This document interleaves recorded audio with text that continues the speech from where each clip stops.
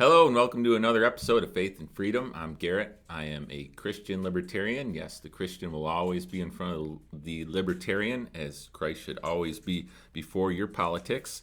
To open up with Galatians 5:1, it is for freedom that Christ has set us free.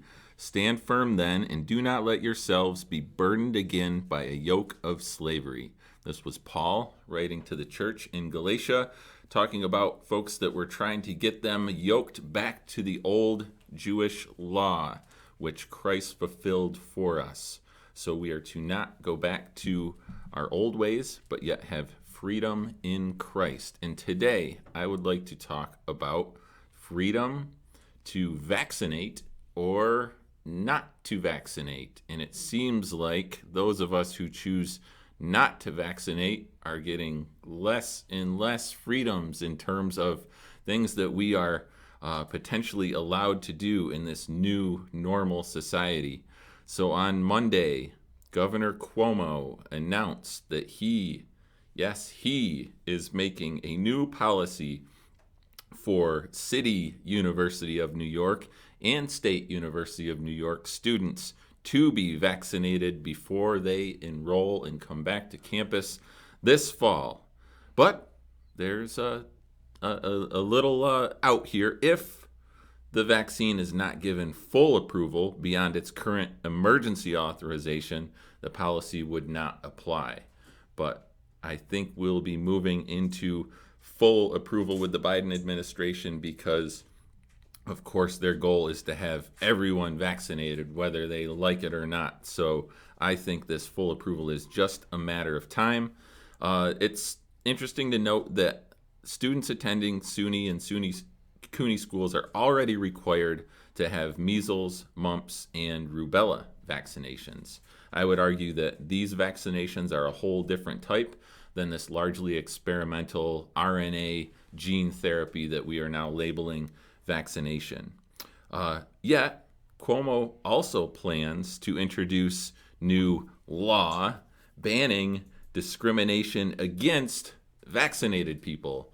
So wherever that's happening, y'all better knock it off. I haven't seen it, but we definitely should have a law so the poor vaccinated people are not locked out from all of our non-vax clubs and functions that we have going on lately. So let's keep in mind that these state and city schools are largely funded by state and county tax money. In fact, there's a large line item in the Chautauqua County budget for JCC and SUNY Fredonia. So this is our money going to schools that are going to be forced to discriminate among people that have been vaccinated or unvaccinated. Now let's consider who these folks are going to college. There are some older adults that do attend these schools, but by and large, these people are 18 to 24-year-olds with a much higher probability of dying from things like binge drinking, car accidents, including those caused by drinking and drug use, suicide, drug overdoses, probably more likely than COVID, and certainly more deaths of those causes than COVID since we started this whole virus scare thing. The flu also has killed less people under the age of 17, or the flu has killed more people under the age of 17 than COVID has.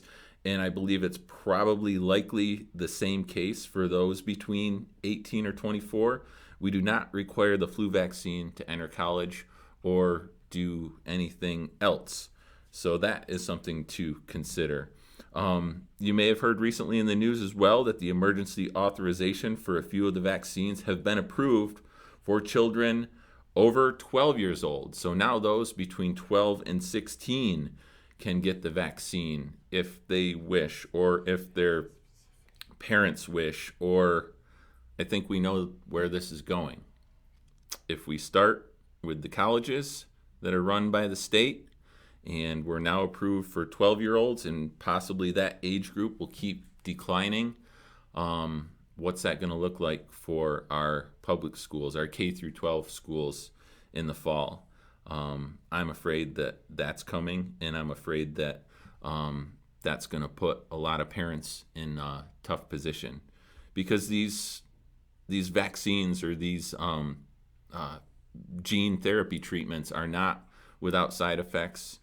This is the first time we've used them this broadly in human population, and there's a lot we don't know about them yet. So we're essentially signing ourselves up for experimentation, which is fine. And I don't want people to get the idea that I am judging anyone for getting or not getting the vaccine. A lot of my friends and family have chosen to get the vaccine, and I respect their choice to do what they want with their own bodies. And I recognize that for them, that might be the right choice. The cost benefit calculation is a lot different for someone who is, say, 65 to 75 years old and may have some health conditions than it is for me at 41 who's fairly healthy besides some mild hypertension. But when it comes down to it, we all have to make decisions for our own bodies. And I think when we start getting into these younger age groups, especially the 12 to 16-year-olds, those folks may not be as well informed or have the opportunity or just the mental capability to look into these things. And they're also susceptible to pressure from their parents and their peers.